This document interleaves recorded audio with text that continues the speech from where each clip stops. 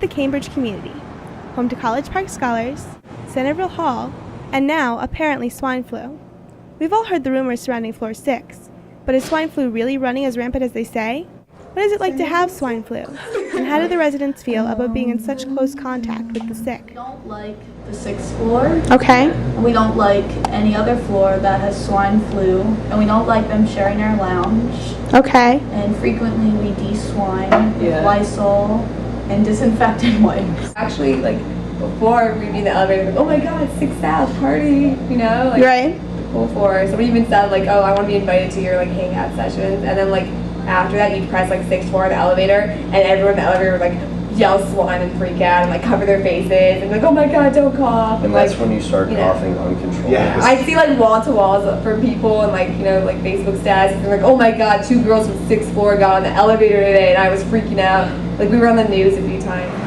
Purell hand sanitizer right here. Wonderful. Yeah, and I've been washing my hands constantly. My throat was like really sore and it felt like closed up. I had a really bad headache and I felt like exhausted.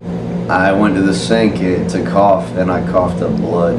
I had a fever and my mom was like, you have swine flu, you have swine flu. And I was like, no, I don't. I don't. I came back, I got sick after I left. And then Sunday night I had 102.5 and my mom was like, you need to go see someone. So she took me to the hospital. Okay. I got checked by the doctor there. They didn't test me, but the doctor there said that I just had swine flu. And I was like, you're not going to test me? And she's like, look, you're exposed to someone who had it and you had these symptoms, then we're just going to assume that you have it. So she diagnosed me with swine flu, and then she told me to tell everyone on my floor who was also sick that had any of those symptoms, at least 2 of them, that they had swine flu. And she just told me to have like Advil and Tylenol and Midol and just set me home. I do what I do normally, like wash my hands, and I don't sneeze with my mouth. I mean, I don't sneeze with my hand covering my mouth. Yeah.